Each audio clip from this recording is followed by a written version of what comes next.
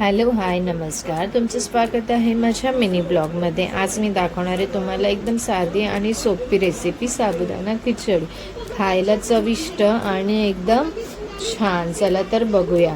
आता मी कढईमध्ये शेंगदाणे टाकून घेतले आणि त्यांना चांगलं असं खरपूस भाजून घ्यायचं, त्यांचे साटे निघेपर्यंत, आणि त्यांना खालवर थोडंसं करून घ्यायचं। आणि त्यानंतर मग त्याचं मिक्सरला कूट करून घ्यायचं। मिक्सरला कूट करून झाल्यानंतर मग ते आपण साईडला ठेवायचं। मग कढईमध्ये आपण तेल टाकायचं। तेल टाकून झाल्यानंतर त्याच्यामध्ये थोडंसं जिरं टाकायचं, कढीपत्ता टाकायचा।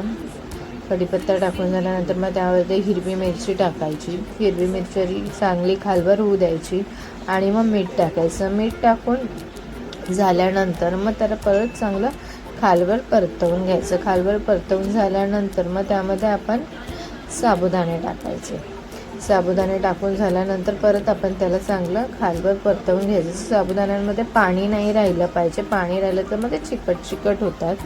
मग चांगले असे म्हणजे आपण भिजले ना, मग त्यानंतर त्याला थोडंसं सुकवून घ्यायचं आणि मग ते असे मोकळे होतात। आणि मग परतवून घेतल्यानंतर मग आपण त्याच्यामध्ये शेंगदाण्याचं कूट टाकायचं। शेंगदाण्याचं कूट टाकून झाल्यानंतर मग थोडंसं खालवर करून 2-3 मिनटासाठी आपण मग त्याच्यावरती झाकण ठेवायचं। झाकण ठेवून मग त्याला 2-3 मिनटं होऊ द्यायचं, म्हणजे वाफेवरती ते झाल्यानंतर 2-3 मिनटांनी झाकण काढून घ्या आणि मग त्यानंतर त्यामध्ये थोडीशी कोथिंबीर टाका आणि परत एकदा त्याला खालवर परतवून घ्या आणि मग आपली साबुदाणा खिचडी तयार आहे।